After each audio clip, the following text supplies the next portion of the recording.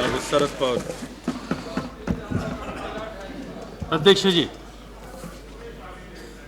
सदन के सामने जो प्रस्ताव सदन के नेताजी ने यहाँ लाया है,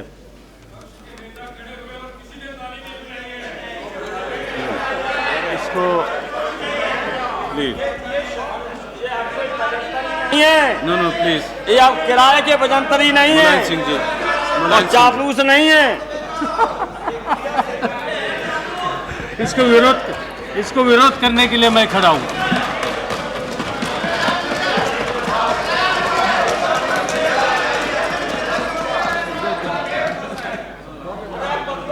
विरोध के साथ साथ मैं सदन को और देशवासियों को आश्वासन दिलाना चाहता हूं कि जब हम इस प्रस्ताव को विरोध करते हैं तो विरोध के साथ किस तरह से हम विकल्प दे सकते हैं, इस बारे में हमारे मन में बिल्कुल साफ राय है। जो हमारे साथी इस काम के लिए हमें सहयोग देने वाले हैं, सभी ने मिलकर इस पर बात की और जैसे लालू प्रसाद यादव जी ने कहा,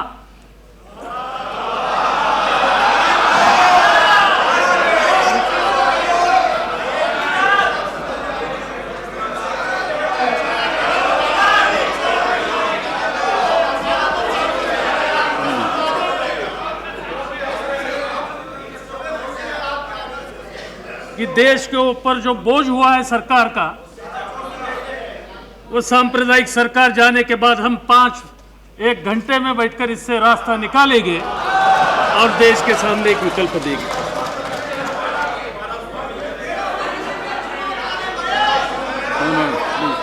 don't disturb him please. No no no don't disturb him. ये विश्वासदर्शक प्रस्ताव की नौबत आई कैसी? हम लोग वो हैं जो हमने कहा है 5 मिनट तो 5 मिनट, 1 मिनट में हम लोग चित करते हैं।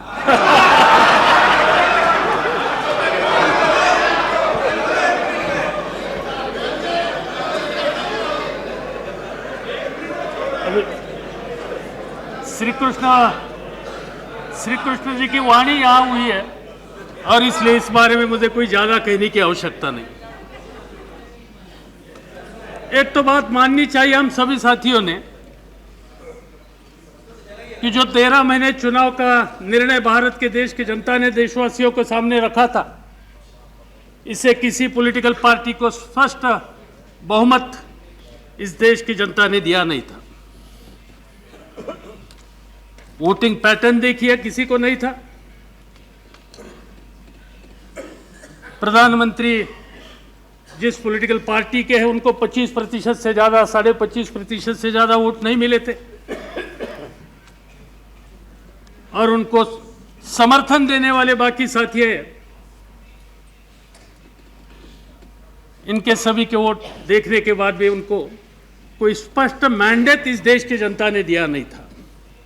मगर साथ साथ मैं ये भी मानने के लिए तैयार हूं कि हम लोगों को भी मैंडेट नहीं दिया था और इसलिए जब सरकार बनाने की बात आई तो एक साझा सरकार बनाने की परिस्थिति की सरकार हो सकती थी और सरकार बनाने के लिए जो बाकी साथ देने के लिए अन्य सहयोगी पार्टी आगे आएगी, इनकी मदद से सरकार बन सकती थी। यह महत्वपूर्ण मुद्दा इस सरकार के पीछे था और आदरणीय महामहिम राष्ट्रपति जी ने भी जो प्रधानमंत्री जी को प्रधानमंत्री की शपथ देने की तैयारी रखी, तब उनका पूरा ध्यान नंबर पर था। श्रीमती जयललिता जी का समर्थन का लेटर 2 दिन डिले मिल गया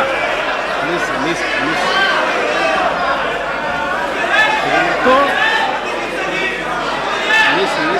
प्रधानमंत्री को समर्थन देने के लिए राष्ट्रपति जी ने अपनी तैयारी रखी नहीं। चेन्नई से खत कब आता है इसकी राह देखनी पड़ी, और चेन्नई से खत आने के बाद ही उन्होंने प्रधानमंत्री जी को शपथ देने की तैयारी रखी। और इसलिए आज की स्थिति में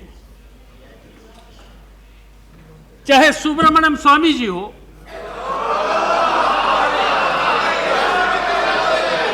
चाहे सरदार बूटा सिंह हो, चाहे चौथाला जी हो, चाहे एआईडीएमके हो, इन सभी का समर्थन इस सरकार को था। और जिस दिन इस सभी पॉलिटिकल पार्टीज और नेता ने अपना समर्थन वापस ले लिया, उसी क्षण पर इस सरकार को सरकार चलाने का अधिकार इस सदन में, इस देश में रहा नहीं, वो अधिकार उन्होंने खो लिया है।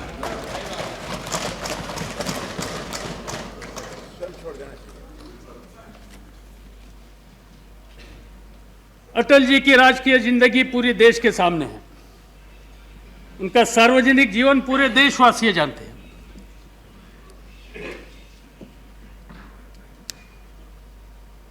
एक मॉरल बेस्ड पॉलिटिक्स करने का काम उन्होंने हमेशा करने की तैयारी दिखाई। हम चाहते थे कि जब यह समर्थन वापस लेने का काम कुछ साथियों ने किया और जिसका पता उन्हें लगा, तब शायद वो खुद राष्ट्रपति भवन जाएंगे और सदन के सामने ये नौबत नहीं लाएंगे। तो ठीक है, उन्होंने दूसरा रास्ता का स्वीकार किया।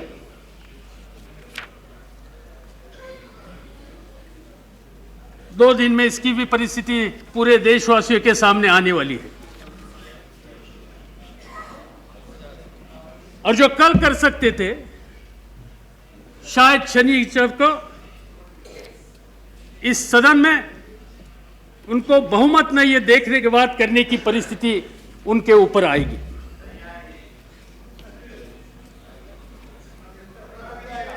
देशवासियों ने देखा कि यह दूसरे बार ऐसी परिस्थिति का सामना अटल जी को करना पड़ता है। 13 दिन की सरकार हम लोगों ने देखी, अभी शायद 13 महीने के लिए भी कुछ कम है। 13 महीने की सरकार आ रही है। मैं सोच रहा था कि what exactly achievement of this government, what exactly this government has done in last 12.5 months or 13 months, and I have to accept this. The only sole achievement of this government, irrespective of so many contradictions, this government has survived. Without that, I don't find a single contribution of this government in last 12.5 months.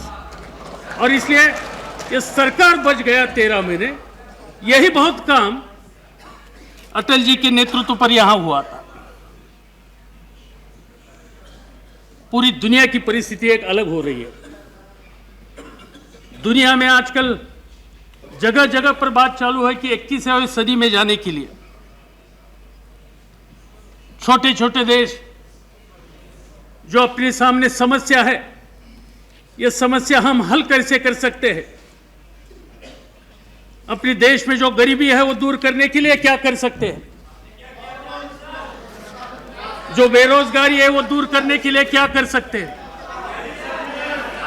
हमारी आर्थिक परिस्थिति कैसी मजबूत हो सकती है, आधुनिक विज्ञान और तंत्र का स्वीकार करके हम आगे कैसे जा सकते हैं 21वीं सदी में। यह विचारधारा दुनिया में आज प्रस्तुत हो रही है। संपूर्ण देश को एक रखकर इसमें शायद हम भी कुछ कर सकते थे, मगर इस 13 महीने के अटल जी का कारोबार देखने के बाद इस देश के हर व्यक्ति के सामने संदेह हो रहा है, क्या कमाई देशवासियों ने की इस बारे में। क्या आर्थिक परिस्थिति सुधार के लिए कोई खास कदम उठाए गए? जो मंदी का संकट पूरे देशवासियों के ऊपर तो गया है, इससे कोई रास्ता निकलने के लिए कोई मजबूती से कदम उठाया गया है? औद्योगिक उत्पादन जो घट गया वो और ही घट कर रहा है, इसमें दुरुस्त करने के लिए कुछ कदम उठाया? बेरोजगारी जो बढ़ गई वो कम करने के लिए कोई कदम उन्होंने उठाया? जो हमारे पड़ोसी और देशों के साथ व्यापार होता है, जो ट्रेड है, वो ट्रेड सुधारने के लिए कुछ कदम उठाए? या देश का राजस्व का उत्पादन या उत्पादन बढ़ाने के लिए कुछ उन्होंने कदम उठाए? यह देश का अहम सवाल है, जैसे यूनिवर्सलाइजेशन ऑफ प्राइमरी एजुकेशन हो, महिलाओं को समान संधि देने का सवाल हो, ऐसे कुछ महत्वपूर्ण सवाल के बारे में कुछ कदम उठाए? मुझे दुख होता है इस सभी सवालों का उत्तर जवाब ना है। इस 13 महीने में इस बारे में कोई सख्त कदम उठाया, ऐसी परिस्थिति देशवासी देख नहीं रहे। भारत जैसे देश को जब हम यहां की समस्या पर मात करके आगे जाने की बात करते हैं, विकास के रास्ते पर जाने की बात करते हैं, औद्योगिकरण बढ़ाने की बात करते हैं, बेरोजगारी की परिस्थिति सुधारने की बात करती है और दुनिया की एक शक्तिशाली देश बनाने की बात करते हैं, तो सबसे पहले हमारा ये फर्ज है, हमारी ये जिम्मेदारी है कि कम से कम हम देश के सब समाज एक कैसे रख सकेंगे, समाज में एकता कैसे पैदा कर सकते हैं। और पिछले 12 साढ़े 12 महीने में 13 महीने में जो परिस्थिति देशवासियों ने देखी और खास तौर पर समाज के छोटे वर्गों ने जो देखी, अल्पसंख्यकों ने जो देखी, यह परिस्थिति पिछले 50 सालों ने इस देश के जनता ने कभी देखा नहीं था। और इसका एक ही मैं मिसाल देना चाहता हूं कि भारत में ईसाइयों के ऊपर जितने हमले पिछले 13 महीने में हुए,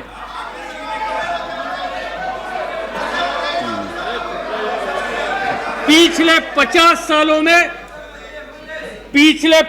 सालों में ईसाइयों पर इस देश पर जितने हमले हो गए, इनमें से 50% से ज्यादा हमले पिछले 12.5 महीने में इस देश में हो गए। ये क्या शर्मनाक बात नहीं? जो बात हो गई, जो कोई परिस्थिति हमने उड़ीसा में देखी, वो कोई देश की प्रशंसा करने वाली परिस्थिति है? ऑस्ट्रेलियन मिशनरी को वहां जिस तरह से जलाया, उनके मासूम बच्चों को जिस तरह से जलाया, इससे क्या दुनिया में भारत की प्रतिष्ठा बढ़ जाती है?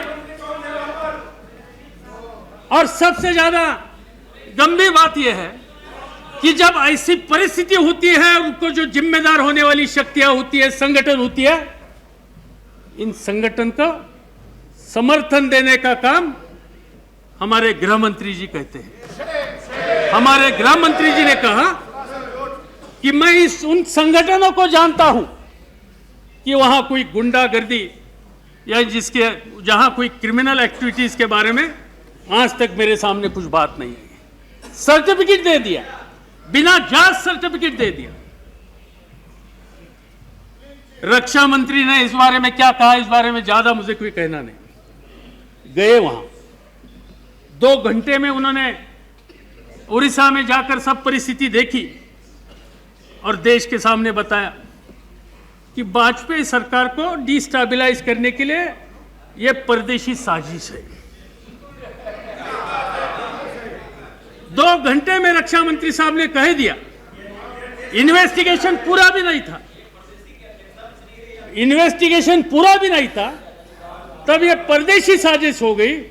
पूरे देशवासियों को मालूम है इस साजिश में इस सरकार को मदद करने वाली कोई सांप्रदायिक शक्ति संगठन उन लोगों का हाथ है, और इसलिए इस सरकार को इस अधिकार पर रहने का अधिकार कितना है, इस बारे में हम लोगों को बोलने की आवश्यकता है।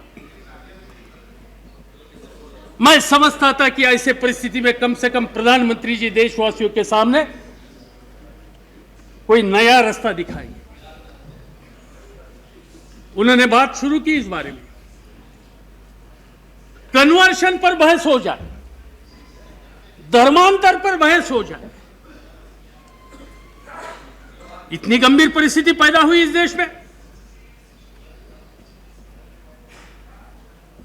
पिछले 50 सालों में ईसाइयों की परिस्थिति इस देश में जो हम सब लोग देख रहे हैं, एक धर्म ऐसा, इस धर्म की आबादी दिन ब दिन कम हो रही है, बाकी सभी धर्मों के लोगों की आबादी बढ़ रही है, मगर ईसाइयों की पॉपुलेशन कम हो रही है। और जब कम हो रही है, सब आंकड़े सरकारी है, और ऐसे परिस्थिति में प्रधानमंत्री ने, आप बैठ। अटल जी ने देश के सामने विषय रखा कि नेशनल डिबेट हो जाए कन्वर्शन के इशू पर। मैं समझ सकता था कि बेरोजगारी के इशू पर हुई उन्होंने नेशनल डिबेट की बात करते थे। मैं समझ सकता था कि गांव वालों की परिस्थिति दुरुस्त करने के लिए कुछ सख्त कदम उठाने के लिए नेशनल डिबेट की बात उन्होंने हमारे सामने रखी थी। मैं समझ सकता था कि स्टेट एंड सेंट्रल के फंड्स के हम किस तरह से इस्तेमाल कर सकते हैं, सब्सिडीज के बारे में क्या हो सकती है, इस इश्यूज के बारे में नेशनल डिबेट हो सकते थे। मगर ये इश्यूज प्रधानमंत्री जी को महत्वपूर्ण इश्यूज लगे नहीं, उनको कन्वर्शन का इशू महत्वपूर्ण लगा, क्योंकि देश के बारे में जो सोच है वो सोच दिल्ली में बैठकर पूरी देश का नक्शा मद्देनजर रखते हुए करने की जो आवश्यकता है, वो आवश्यकता प्रधानमंत्री जी ने दिखाई नहीं। शायद उनको संदेश आया होगा नागपुर से, और जो नागपुर से संदेश आया था, इस संदेश का आधार लेकर उन्होंने कन्वर्शन पर डिस्कशन करने की बात देशवासियों के सामने कही। कोई जरूरत नहीं यहां जो परिस्थिति पैदा हो रही थी, जिस तरह से सरकार चालू थी, नो प्लीज, जिस तरह से सरकार चालू थी, इससे नाराजगी उनको समर्थन देने वाले साथियों के मन में थी, और यह नाराजगी उनको समर्थन देने वाले साथियों तक सीमित नहीं थी, उनके मंत्रिमंडल में काम करने वाले लोगों के मन में भी इसकी नाराजगी थी। और इसका एक मिसाल, मैं मदन लाल जी खुराना का जो खत, देखिए सुषमा जी का चेहरा भी बदला। क्या लिखा उन्होंने? I have earlier also sent a letter to Shri Advani ji and stated that the central leaders are surrounded by careerists and power brokers, which has resulted in decision not being objective but according to per se place and wish. ये कहा है मदन लाल खुराना जी ने। बेचारे तंग हो गए। सही कहा और इस्तीफा दे दिया उन्होंने, और कुछ बोलना चाहते थे सदन में, उनको बोलने नहीं दे दिया। उनका आदेश आ गया कि इस पर बोलना नहीं, मगर मुझे विश्वास है कि आज न कल वो बोलेंगे, और देशवासियों के सामने इस सरकार का उनको जो अनुभव है, यह अनुभव देशवासियों के सामने रखें। तो मैं इतना कहना चाहता हूं कि समाज के छोटे वर्गों को विश्वास दिलाने के लिए यह सरकार कम पड़ गई है। बात हमेशा हिंदुत्व की होती है, जो हिंदुत्व के बारे में हम लोगों ने भी जो बचपन से सीखा है, इसमें सहिष्णुता का ज्यादा महत्व हिंदुत्व ने हम लोगों को सिखाया है। आज यह सहिष्णुता जो हिंदू धर्म की एक मुख्य विचारधारा है, उस विचारधारा से दूर जाने एक का काम स्पष्टीकरण मेरा नाम आया। अरे मेरा स्पष्टीकरण एक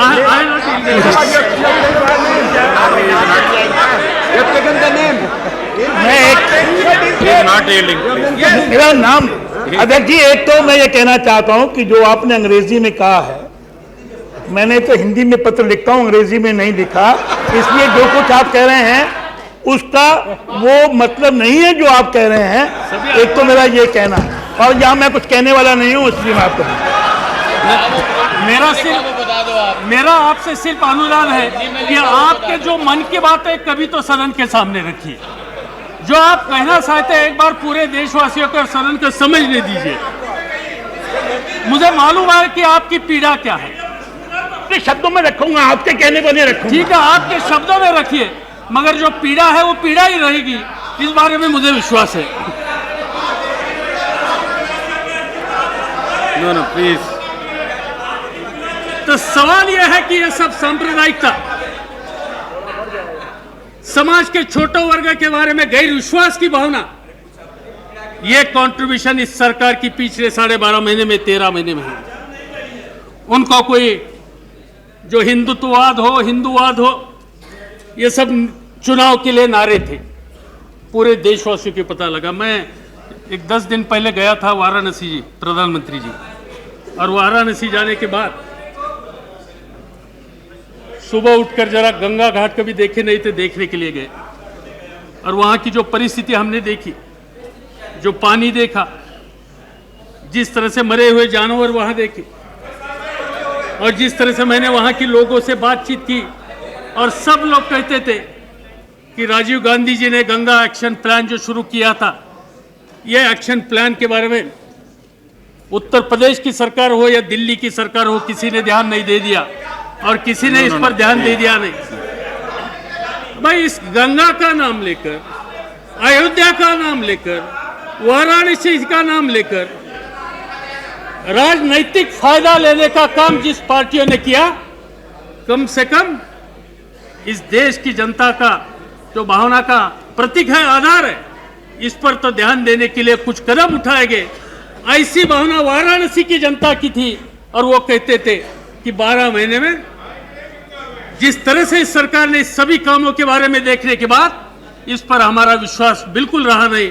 आप कोई दूसरा विकल्प जल्दी दीजिए, तब तक वहां की परिस्थिति सुधरेगी नहीं। यह परिस्थिति हो गई, वहां क्या स्नान करेंगे भाई। दूसरा क्षेत्र आप देखिए, जैसी देश का एकता का सवाल है, जैसी सबसे बड़ी महत्व एवं महत्वपूर्ण समस्या है देश की आर्थिक स्थिति की। आज औद्योगिक उत्पादकता कम हो रही है। मैं जिस क्षेत्र का प्रतिनिधित्व इस सदन में करता हूं, इसमें एक विभाग ऐसा है जहां मेरे स्टेट की सबसे ज्यादा कारखानदारी है, जिसको पिंपरी चिंचवड़ कहते हैं। टेल्को की फैक्ट्री हो, बजाज ऑटो की फैक्ट्री हो, किर्लोस्कर की फैक्ट्री हो, ऑल मेजर इंडस्ट्रीज जो मेरे स्टेट में, इनमें से बहुत से हिस्सा उस क्षेत्र में है। आपको ताज्जुब लगेगा, 50% से ज्यादा कारखाने, नए कारखाने वहां बंद हो गए, और जो छोटे कारखाने हैं, जो मेजर इंडस्ट्रीज को मदद करने वाली थी, जो मेजर इंडस्ट्री को मदद करने वाली है, और खासकर जो एंसेलरीज इंडस्ट्रीज थी, कि जिस एंसेलरीज इंडस्ट्री पर समाज का छोटा कारागिर अपना घर का कारोबार चलाता है, ये एंसेलरीज इंडस्ट्री में 70% से ज्यादा इंडस्ट्री आज वहां बंद हुई है, और एक शहर में 50,000 से ज्यादा मजदूर आज बेरोजगार हो गई, आज उनको रोटी मिल नहीं रही। ये परिस्थिति सबसे ज्यादा डेवलप इंडस्ट्री जिस शहर में, इस शहर की है। क्या परिस्थिति होगी पूरे देश में, क्या परिस्थिति हो गई पब्लिक सेक्टर की।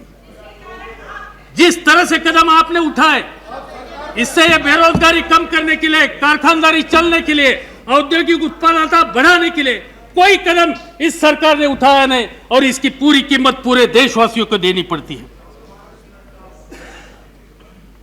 स्वदेशी का नारा कई सालों से हम देखते हैं। क्या परिस्थिति है इस बारे में? आज दुनिया भारत को एक डंपिंग ग्राउंड बना रहा है। शक्कर के क्षेत्र में यही हुआ। पूरी अगली साल की देश की जो जिम्मेदारी है, जरूरत है, वो पूरी करने की ताकत इस देश के किसानों की है जो गन्ना पिकाने वाली। और इतनी चीनी यहां पैदा होने के बाद आज भी दुनिया से शक्कर यहां लाने के लिए इजाजत दे दी। पड़ोसी देशों से शक्कर लाने के लिए यहां इजाजत दे दी। और यहां 4 करोड़ से ज्यादा जो गन्ना पिकाने वाला किसान है, उनकी परिस्थिति खराब करने का काम इस सरकार की नीति ने किया। और वो सभी क्षेत्र में ये हो रहा है। भारत डंपिंग ग्राउंड हो रहा है और नारा दे रहे स्वदेशी का। और ये जो परिस्थिति देखने के बाद उनको अधिकार सरकार चलाने का रहा है, इस पर किसी का इस देश में विश्वास नहीं रहा। मुझे याद है दिल्ली का चुनाव था, तब प्याज की बात इस देश में बहुत हुई थी। दुनिया से प्याज लाया था, 16 रुपए, 17 रुपए, 18 रुपए किलो तक प्याज यहां लाया था, 30 रुपए तक लाया था। और आज प्याज का फसल ज्यादा हो गया। वहां के नासिक के और जगह के किसान मांग कर रहे हैं कि आप हमारा प्याज दुनिया में भेजने के लिए इजाजत दे दो। इस सरकार ने दे दिया 25,000 पर महीने को, 30,000 पर महीने को, इतना एक्सपोर्ट करने की इजाजत दे दी। और इजाजत कब दे दी? जब किसानों के पास जो माल था वो बाजार में, मंडी में गया, मंडी में वहां उन्होंने बेचने के बाद कि जिनका कॉस्ट ऑफ कल्टीवेशन भी उनको मिले नहीं, कीमत मिली नहीं, वो बेचने के बाद व्यापारियों के पास वो माल जाने के बाद उसको एक्सपोर्ट करने की इजाजत दी। पूरा मुनाफा देने का प्रबंध इस सरकार ने किया। व्यापारियों को और किसानों को तंग करने का काम इसी सरकार ने किया। यही परिस्थिति आलू की है, यह है बाकी सभी किसानों की जो पैदावारी होती है उनकी परिस्थिति है। और इसका पूरा असर पूरे देश में बुरा हो रहा है। गांव में रहने वाला आज किसान तरस रहा है। जब जब हम लोग कहां भी जाते हैं तो लोग पहला सवाल पूछते हैं कि यह नौबत कब आप दूर करेंगे। मुझे खुशी है कि जयललिता जी ने कुछ समझदारी से कदम उठाने की तैयारी की और इससे इस देश की जनता से, जिसका छुटकारा देश की जनता चाहती है, उनकी प्रक्रिया आज शुरू हुई है। एक क्षेत्र ऐसा नहीं, इंफ्रास्ट्रक्चर के बारे में बहुत बातें कही गई, बिजली की उत्पादकता बढ़ाने के लिए बात बहुत बार की गई, साक्षात प्रधानमंत्री जी ने भी इस बारे में महत्व दे दिया। मगर पिछले 12-13 महीने में पूरे देश में जो पुराने बिजली के प्रकल्प हुए थे वो पूरे हो गए और शायद वो देश को समर्पित किया गया। ये बात छोड़कर कोई नए प्रकल्प लाने के लिए कुछ कदम उठाए, ऐसी परिस्थिति पूरे देशवासियों के सामने नहीं। उत्तर प्रदेश में आज कई जगह पर सुबह 9 से 4 बजे तक बिजली हर दिन मिलती नहीं, हर दिन बिजली मिलती नहीं। ना ठीक है, वो बता गया आपको।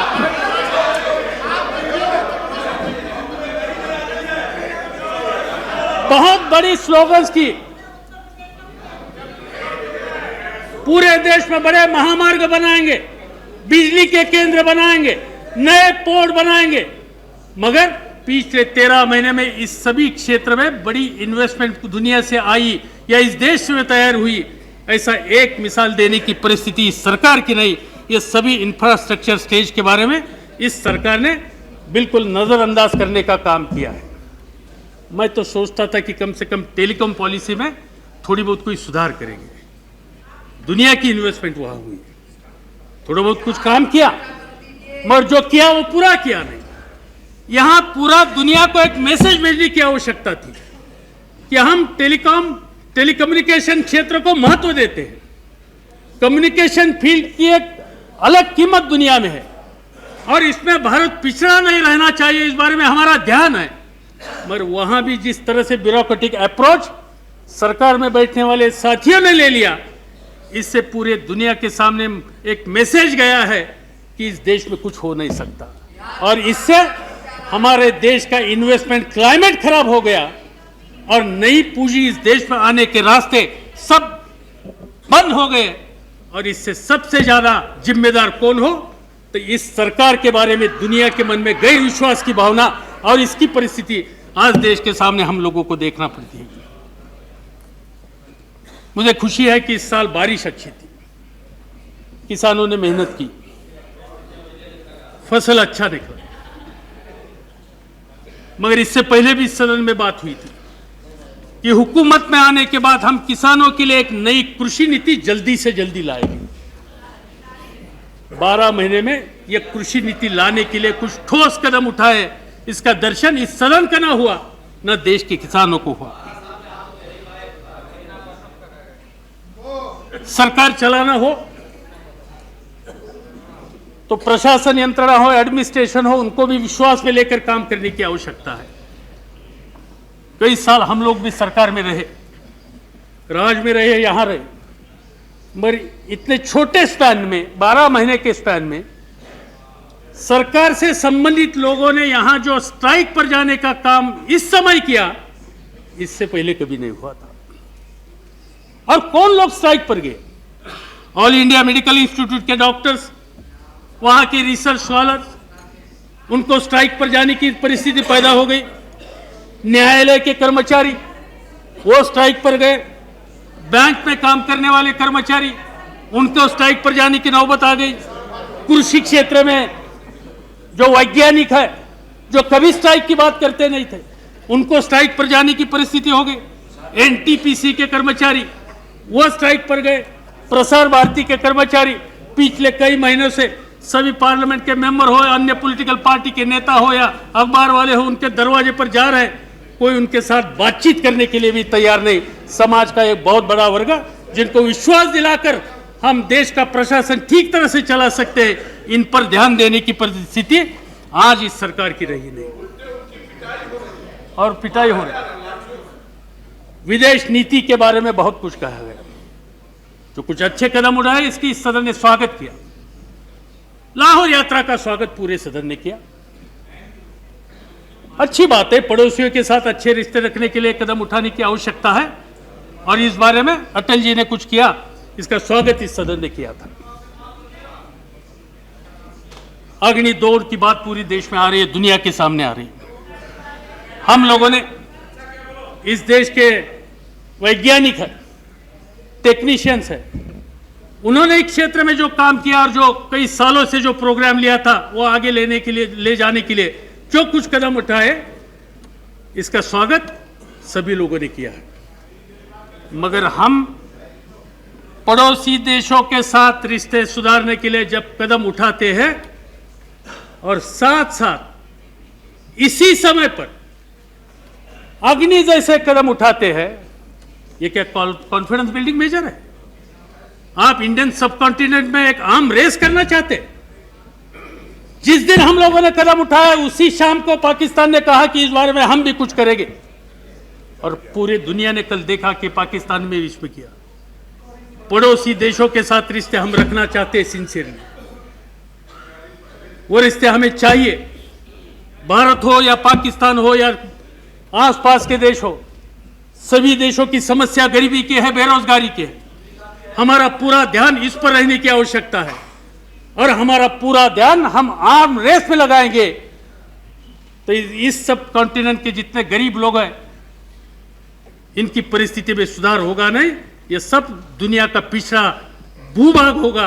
और इसलिए मुझे मालूम नहीं है, जो समय अटल जी ने स्वीकार किया था, इस समय का उस समय ठीक था या ठीक नहीं था, इस बारे में उनको बनाना पड़ेगा।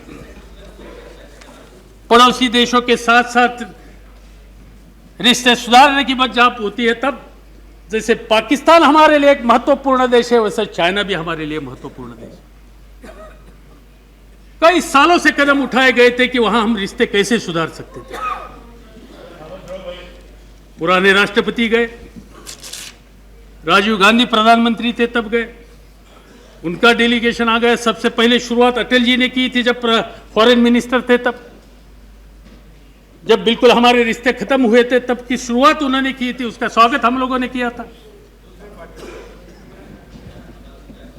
नरसिंह राव जी के जमाने में कुछ एग्रीमेंट हो गई, और चाइना और भारत में एक तरह के एक विश्वास का माहौल पैदा हो रहा था, मगर हमारे रक्षा मंत्री बरसे, उन्होंने एक स्टेटमेंट दे दिया।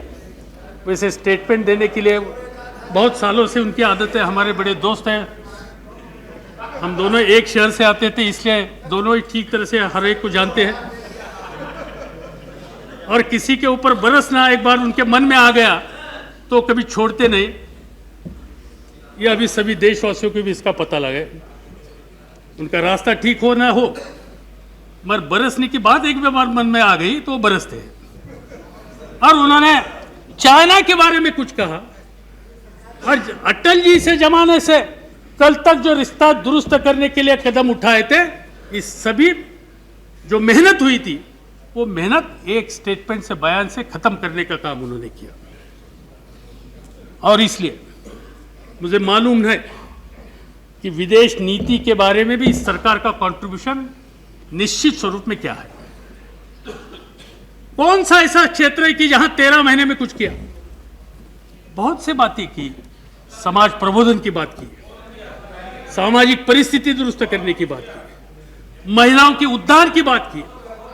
मैं एक ही सवाल पूछना चाहता हूं कि समाज का 50% जो आबादी जिस महिलाओं की वर्ग की है, इनको अधिकार देने की बात इस सदन में कई बार आ गई, और उसकी तैयारियां हमारी है, ये बात आपने 50 बार कहा होगा बाहर और आज, मगर इस बारे में आरक्षण देने की जो तैयारी करके सदन के सामने जो आपने प्रारूप लाने की आवश्यकता थी, इस पर आज तक आपने कदम उठाया नहीं। और सबसे ज्यादा गंभीर बात मेरे सामने यह है कि डिफेंस पर्सनल को किस तरह से व्यवहार हम करने की तैयारी रखी है, किस तरह से ट्रीटमेंट दी। पूरी दुनिया में आज भारत की डिफेंस के बारे में बातचीत शुरू है, डिस्कशन शुरू है। भागवत इशू, इस पर मैं किसी का समर्थन करने के लिए यहां खड़ा नहीं, मगर जिस तरह से ये बातें अखबार में आ रही, जिस तरह से संघर्ष शुरू हुआ, वो देश की रक्षा के लिए ठीक नहीं है। सेंसिटिव मिनिस्ट्री है, समझदारी से इस पर देखभाल करने की आवश्यकता थी। इससे पहले कभी हुआ नहीं, इससे पहले भी हुआ था। कृष्ण मेनन डिफेंस मिनिस्टर थे, जनरल थिमैया थे, तब भी ऐसा संघर्ष हुआ था, और इसमें ध्यान दे दिया तब के प्रधानमंत्री पंडित जवाहरलाल नेहरू ने। पंडित जवाहरलाल नेहरू जी ने थिमैया को बुलाकर इससे रास्ता निकाला। कृष्ण मेनन जी को जो बताने की आवश्यकता थी वो बताए, और पार्लियामेंट के सामने उन्होंने कहा कि टेम्परामेंटल प्रॉब्लम थे, दूसरे कुछ प्रॉब्लम नहीं। इससे पहले भी ऐसे कई सवाल खड़े हुए थे, मगर एक सीमित रूप के बाहर न जाने के लिए कोशिश की गई रक्षा मंत्री ने या प्रधानमंत्री ने। मगर जिस तरह से entire naval x naval chief का इशू जिस तरह से हैंडल किया गया, मुझे लगता है कि पिछले कई सालों में यानी चीन के लड़ाई में हमारी डिफेंस मिनिस्ट्री और आर्म फोर्सेस का जितना नुकसान नहीं हुआ, इससे ज़्यादा ये इशू जिस तरह से हैंडल किया गया, इससे नुकसान इस सभी विभाग का हुआ गया। ये बात कई दिनों से, कई महीनों से अखबारों में आती थी। हमारे कई साथी इस इशू पर बहस करना चाहते थे। हम लोगों ने उनको निमंत्रित किया और हमने उनको बताया गया कि रक्षा के बारे का जुड़ा हुआ ये सवाल है, सेंसिटिव इशू है, इस पर सदन में बहस करना ठीक नहीं होगा, हम बातचीत जाकर करेंगे। और मैंने और डॉक्टर मनमोहन सिंह साहब ने प्रधानमंत्री की मुलाकात लेकर जो कुछ हमारी भावना इस बारे में थी उनके सामने रखी, और हमारी अपेक्षा ये थी इससे वो ध्यान देकर कुछ न कुछ कदम उठाएंगे इस तरह का कि जिससे रक्षा दल में काम करने वाले सभी साथियों का मनोदल पर बुरा असर नहीं होगा। मगर एक दिन सुनना पड़ा कि naval chief has been expelled. इसके मेरिट और डीमेरिट्स के बारे में मैं ज्यादा कुछ कहना नहीं चाहता हूं, मगर एक बात जरूर कहना चाहता हूं कि जिस तरह से इस इशू के बारे में कॉन्फिडेंशियल रिकॉर्ड, सीक्रेट पेपर्स पूरे देशवासियों के सामने, शुरुआत हुई सिलेक्टिव लीकेज से। कुछ अखबारों को सिलेक्टिव लीकेज करने का काम जरूर हो गया। कई वीकलीज ऐसे हैं कि जो डिफेंस मिनिस्ट्री के फाइल के पेपर उन्होंने वहां उद्धृत किए हैं। रक्षा मंत्री के 2-3 इंटरव्यू देखे देशवासियों ने, मेट्रो में देखा, शायद आपकी अदालत में देखा, और कहीं एक स्टार या कहीं किसी पर देखा। और वो वहां बैठे थे तो बार बार कागज दिखाते थे कि डिफेंस मिनिस्ट्री में such and such decision was taken, such and such paper is there. Secret paper, sensitive paper, ये किस तरह से हम लोगों ने इसका इस्तेमाल करना चाहिए, इसकी भी कुछ मर्यादा होती है। और इस मर्यादा संभालने का काम जो रक्षा मंत्री जी का था वो उन्होंने किया नहीं। ये बात मुझे यहां कहनी होगी। जिस तरह से बातें आ गई, मुझे याद है कि इंडियन एक्सप्रेस के 7 अप्रैल में शेखर गुप्ता जी उनके मुख्य संपादक है, उन्होंने लिखा था, इसमें दोनों ही जिम्मेदार है। उन्होंने लिखा था कि documents relating to every single aspect of the controversy are now floating freely all over the capital from media offices to the diplomatic circuit. There is not one thing about the supposedly super secret operation leak that the cocktail circuit does not know. Copies of the letters alleged written by Morarji Desai to Fernandes cautioning him on his activism on certain aspects of the India's nuclear relations with Libya are freely circulated. Similarly, the photocopiers in the Ministry of Defence have worked overtime over the past few months making copies of the adverse entries on Bhagwat's old annual confidential record, and there are a number of other things. जिम्मेदार जितने अखबार हैं इन सभी ने इस बारे में कुछ ना कुछ लिखा था। जिस तरह से इस कागज का बंटवारा हो गया, जिस तरह से इंफॉर्मेशन लीक की गई, जिस तरह से उसको जवाब देने के लिए सरकार ने यह जो किताब उठाया, इससे बात एक साबित होती है कि जो जिम्मेदारी है,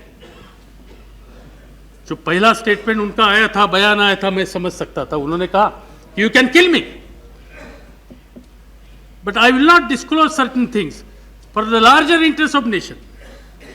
वहां तक उनकी भूमिका ठीक थी, मगर बाद में जिस तरह से उन्होंने बयान दे दिए, जिस तरह से उन्होंने स्टेटमेंट दे दिया, इंटरव्यू दे दिया, लगता था उनके चेहरे से कोई डेस्परेट आदमी है, एक्सट्रीम लाइन लेकर कोई खत्म करने के लिए जा रहा है, और उस तरह से कदम उन्होंने उठाए।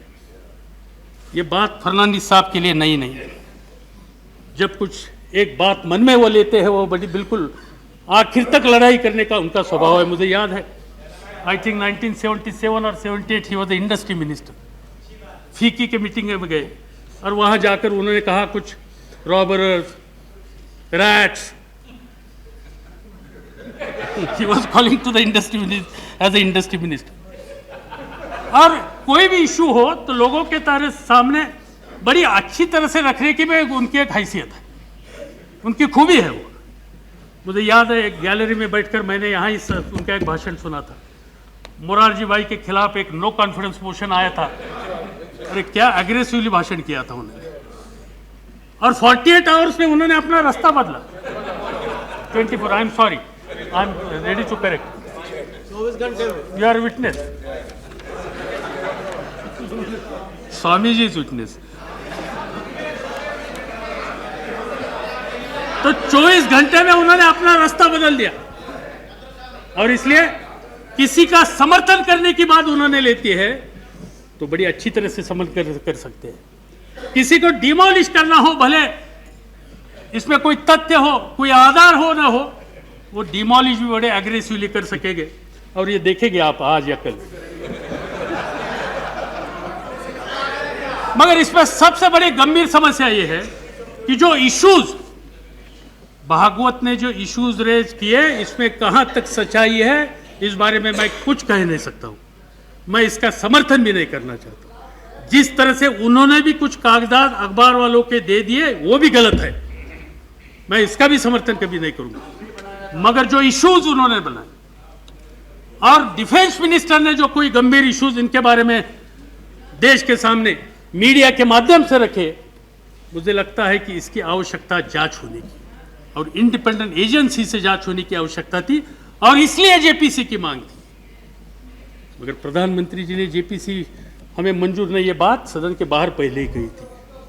मुझे याद था छोटे छोटे चीज़ों के बारे में इस सदन में 2-2 दिन 3-3 दिन सदन का कामकाज बिल्कुल ठप हुआ था जेपीसी के मांग के लिए।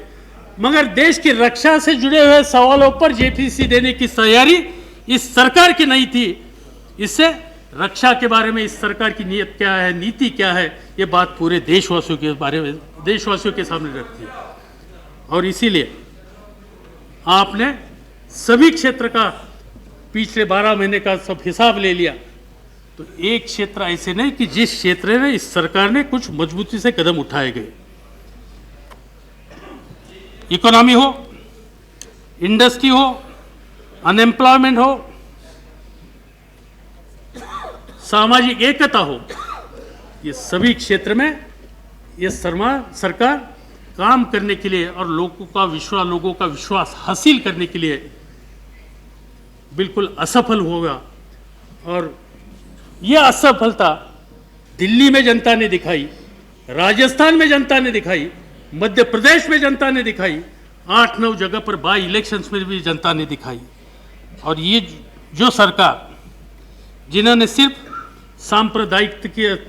सांप्रदायिकता की घृणा देशवासियों के सामने रखी,